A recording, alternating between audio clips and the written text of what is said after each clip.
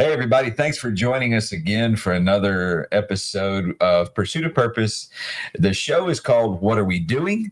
And the series we're in right now is called Is It Right? Yes. And the topic of discussion, for those of you who haven't been with us in our previous episodes or just joining us today, is comparative discussion about substances that we consume that have, over the years, become morally wrong for whatever reason. For whatever reason. And we want to delve into what caused that. And do you think they're right? Do you think they're wrong? And if so, what's the foundation for that?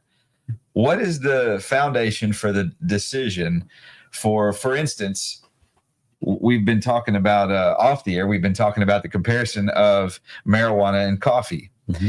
And, you know, marijuana is an outlawed plant, right? Yes. There are some legal versions of it, but even the legal versions of it are considered morally reprehensible. Right. But the majority of the Christian world, mm-hmm. And I'm a Christian, mm-hmm. Majority of the Christian world sees marijuana as a sin, or at least they say that. Yes. So I would love to know, how did they come to that conclusion? Right.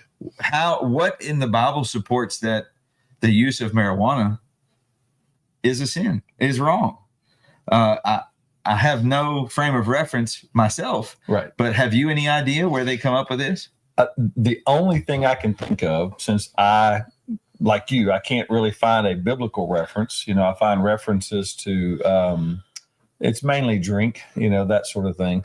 But my best conclusion at this point, please, your feedback is welcome. Maybe you definitely know things we don't know or not fully aware of, came from our own civil laws in our country. Okay. You know, the people who took it upon themselves for whatever motivation, and there's always a motivation. There's always an agency to be funded. There's always a profit to be made. They said, hey, let's illegalize some of these things, and we'll do these whole campaigns on why they should be illegal.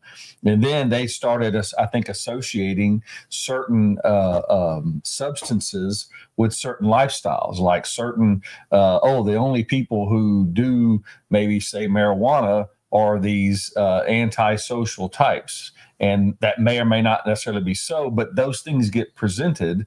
And then you have this divide between those who accept that as a conclusion and those who don't. And I'm just speaking of influences in our social setting as a possibility as to why there's a difference between one is illegal and one is not. So they made it socially unacceptable by saying that categorically a certain category of people were the only ones who used those substances. Yes, and look at them. Yes, shame. Yes. Shame. Yes. So then that developed into a religious belief then that it was morally wrong? I'm going to say so. I'm going to say that an easy adaptation was the churches. Okay. Would say, okay, well, why don't we just get behind that, because we want to be more in this camp and not in this other camp. You know, and so there we start dividing, and we've managed to keep that division. Right. Seemingly, though, in the last, I want to say, several decades, there's been these threads of connection between that, because especially, and you brought it up several times, in just the medical community and how they're finding uses for marijuana. Yeah. And is that a possible segue for marijuana to now have some acceptabilities? Because, you know, a lot of those folks that fell into the no camp are also very pro-medicine. And if medicine, these so-called authorities that we have, say that things are okay, say that things are acceptable, well, maybe so. I don't know. I'm just throwing out, possibilities here. Well, the fascinating thing is the discussion that I want to head towards today is, and forgive me out there in the audience, but I don't know a better way to say this, but the quote unquote religious world accepts some things and condemns other things. And it seems just arbitrary. Yes. Okay. Coming from, and I'm a Christian, I was brought up in church, and I believe in Jesus, and I can't find supporting scriptures in my Bible, maybe I'm looking at the wrong one, that says anything about, There's supposed to just be one, right? and I don't expect the Bible to say specifically about marijuana, Right. but I can't find anything in there that even indicates that a substance like marijuana Right. and the effects that it has on your body would be morally reprehensible. So if the body in scripture is referenced as a temple, and we're supposed to do respectful things to that temple, Right. such as what we ingest and what we participate in. Well, it would seem to me that that anything we put in there, if it's accepted to have some benefit or profit to our body, well, then we're winning. Right. We're following that particular decree. Of course, if there's anything that deviates from that, well, then we're not. And I would be really interested to eventually have folks, and I'm pretty sure most of our audience does have a good faith base to their life, their feedback on it, their take on it, or Right. the people that they aspire to, like your spiritual leader, whomever that is. I would love to know their take on that. And we would love to have some on the show. Like I have, just so that you know, a week from today, our next week's broadcast, we actually have a pastor from a local church is going to join us Great. on the show. Yes. So we're looking forward to that. Yes. He's younger chronologically, and he has an interesting take on it. We spoke yesterday about it, and I'm very pleased to say that he's going to come on here. Yes. So we're going to get some pretty interesting feedback. Tune back in from- for that, friends. Yes. Yes. But we have some research sitting right here in front of us, and some comparative analysis between the effects of the body from caffeine and comparing it to marijuana. Now, a little bit of just discussion ahead of this, that, you go to any church, with the exception of the Mormon church. Mhm. It's the only one I know of. Okay. But go to any church in Southeast Texas, and they're going to be drinking coffee. Yes. They're going to be consuming with great abundance caffeine, right? Yes. And I'm not just talking about the parishioners. I'm talking about the entire body of the church and leadership and pastor and everybody. Coffee is a staple Yes. of Christianity in all forms. And as far as I can understand and tell, Judaism as well. Mhm. And I don't know of any exception. I believe you're right. I don't think that the Muslims take exception to this. I don't think that there's any religious faith, with the exception of the Mormons. Mhm. I don't think there's any other that excludes caffeine. Right. So in all these studies, what we read is that caffeine is an actual chemical. It causes a chemical dependence in the body. Yes. And I know that I'm a personal addict. Okay. I promise you that. I am a card carrying coffee caffeine addict. Yes. You make me stay without caffeine more than 24 hours, and you're not going to want to be around me for the next 24 hours Right. because I'm jonesing, baby. I mean, I'll be angry. I'll have a headache. My face will probably be, red, and just I'll be a not pleasant Let's person. come up with a new term. We'll call it cangry. I'm Yes, coffee angry. You know how we do. yes. You know how we do hangry. Kangry, yes. I just made that up, friends. You can have it. Yeah. I'll tell a quick story. Years ago, I was running an agency down in one of our lower counties, and Starbucks basically flipped an old Burger King, and that was the first Starbucks in that area, down in that Nederland, Port Neches area, if you're from our area. And so my staff, which were mostly ladies, wonderful ladies, good friends still to this day, they were so excited. And so they would typically get the lowest person on the totem pole, some part-timer, and they would give her all this cash and she would make a run. And so they kept asking me, Chuck, you want anything? No, I'm fine. And then the next day or two, Chuck, no, I'm fine. And so finally I said, look, let me tell y'all something. There's two kinds of coffee drinkers out there, coffee snobs and coffee junkies. Coffee snobs go to Starbucks and spend $10 on a cup of cream with a little whipped cream. But a snob will warm up that breakfast coffee. I think that's us. I think we're junkies. junkie. We're A coffee junkies. And so I don't know what camp you fall into, caffeine users, but maybe you're a snob. Maybe you're a junkie. Hey, I'm cool with it. I can live with being a junkie. I'm a junkie. And I mean, just so that you guys know, I've never dipped tobacco in my life, but I'm going to be honest. they had these things, and I'm sure they're still out there right now. They had these coffee pouches. Oh, And I ain't gonna lie, I got some. And my wife would get so mad at me because I never dipped, but I would take them little pouches and I'd put it in my lip because I had a way to have my caffeine anytime I wanted. And I'm a crackhead for caffeine. So, it is what it is. I can own it. But I love it. You're giving your whole bladder system a break. Right. But Exactly. caffeine straight to the bloodstream. Oh, I need to look into that. It was marvelous. It was marvelous. What's So any of you out there who share my addiction, if you want, I could hook you up with the link on where to get those. I'm not advertising for them right now, but if they should want to reach out to me for a sponsorship, I promise you I'll be a poster child for you. We are in the market for sponsors. Yeah. But anyway, so this research is fascinating because it actually says, and you can Google this for yourself. All you got to do is put in the Google search bar, compare marijuana to coffee, and you'll see all these results. And it says that coffee is a truly physically addictive substance, caffeine rather. And what's fascinating also, I didn't think about this, but we have quote unquote decaffeinated coffee, but it's not really decaffeinated. Did you know that it has trace amounts of caffeine in it? Oh, all coffee or tea has caffeine to some degree. It might be just a trace amount. Yes, but it's there. So they can't fully decaffeinate just enough to get the Jones off of you. Just enough. Keep it going. Yes. The fascinating thing about this research is that it says that caffeine is physically addicting. Yes. But on the contrary, what does it say about marijuana? It says that marijuana might be habit forming. Might.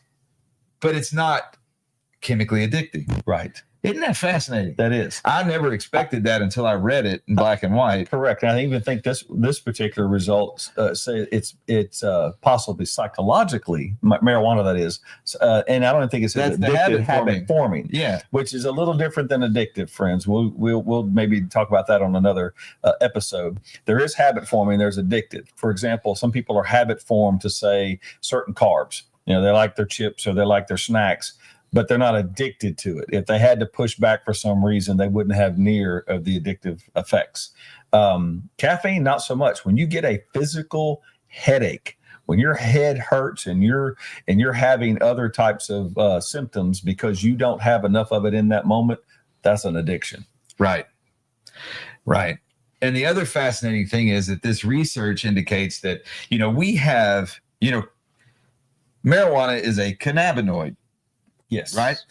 And we as human beings possess an endocannabinoid system. Yes. And both coffee and cannabis affect the endocannabinoid system. And that system regulates mood, appetite, and sleep. So it's pretty fascinating that both coffee and marijuana affect the same system in your body. Wow. They each have, depending on what your bend is, which marijuana you're using or whatever, they each have similar or possibly opposite effects. Right. But they both affect the same system. Right. Isn't that wild? That is wild. But yet one is accessible in every store, shopping to convenience store, and the other you have to get on the side. Right. And so it says here for safety, it says that some say that regulations that treat cannabis as more dangerous than caffeine are based on myths and outdated traditions. Myths and outdated traditions. So it's kind of fascinating. Health-wise, coffee has been linked to weight management and reducing the risk of type 2 diabetes. And while cannabis is used to treat chronic pain, insomnia, and regulate mood. And I can tell you from personal experience, not me using it, but having had a daughter with cancer who had to be administered Marinol, which is a liquid marijuana that does have THC. It was given to her when her appetite was gone. And that Marinol was given to her to reduce pain and increase her ability to eat. And I also know that there are studies where they are using cannabis, the actual, not the oils, but the actual THC cannabis to help with Parkinson's patients, Alzheimer's, patients. Wow. There is some remarkable studies taking place where this plant is being used to help with some pretty serious illnesses. And I mean, as this says, chronic pain is a pretty big deal. And can you imagine if you could use a substance that wasn't addictive to manage chronic pain? Right. That was actually a natural occurring substance. Right. Which is definitely one of its even bigger advantages. Yes. Not just the results they're having in those studies, helping these folks, and and probably someone with Parkinson's has been in your family. You've seen the devastation Yes. of that, and to think that they could at the least get relief, and at best maybe even slow that progression. That's amazing. Without the addictive properties that are we know that occur in caffeine. So I have a relative who is suffering with Parkinson's in some of the, I won't say late stage, but advanced stage of Parkinson's. And it is devastating. That is a devastating disease. And I was with him a little while back, and we were at a family gathering, and he had no desire to eat. And then he consumed some marijuana gummies. And a little while later, as it took effect, he was like, he looked around and he was like, I'm hungry. What? And sure enough, he ate. He was able to, believe it or not, the crazy thing was his shakes got better. He was able to move better. There was a noticeable in that one gathering, just difference. Yeah, it was almost instantaneous. Of course, the gummy takes a while to affect. Sure. It's one of the slower acting forms, but it was fascinating to watch that before my eyes. It was almost a miracle. And even he was like, I feel so good. Right. And that was beautiful to me. It helped him have his confidence a little better. It was amazing, the positive impact that it had. I saw zero drawback from it. So not only did he have that physiological relief in that moment and was able to eat, you also noticed his mood change. Right. He felt that sense of a little bit of empowerment over this dreadful disease that he had, which was just had its own rate of decline. Wow. What a fascinating story.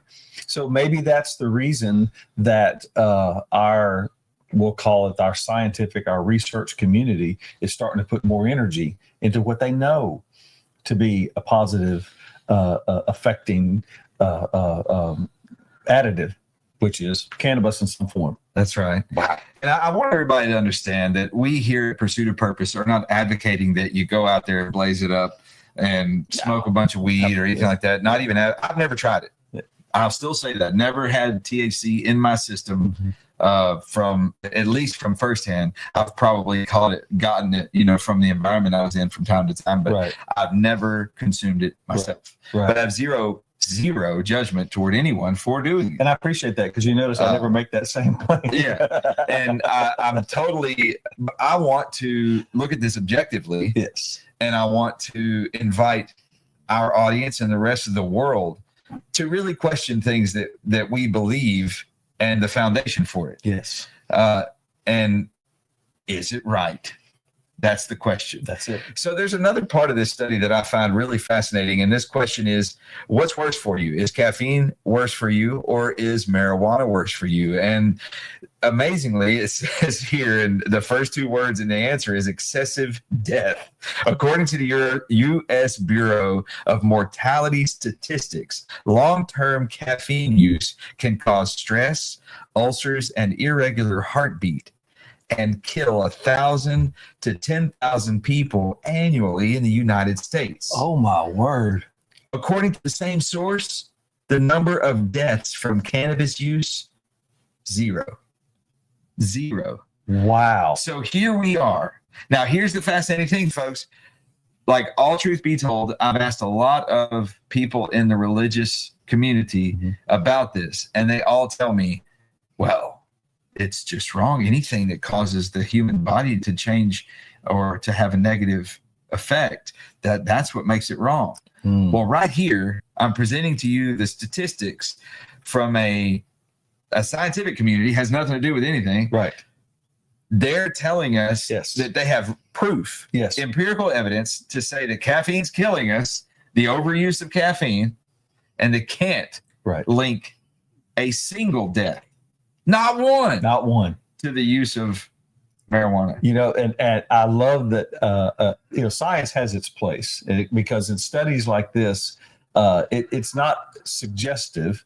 Okay, they're simply running the results. They're running the numbers, and they're basically telling us in published form that we know this to be the result of caffeine on many, many people. Right. Prolonged use, excessive use, and then there's maybe even some precursor biological associations that some people are just not cut out to process caffeine in its consumable form, meaning mainly coffee and others, teas and things like that.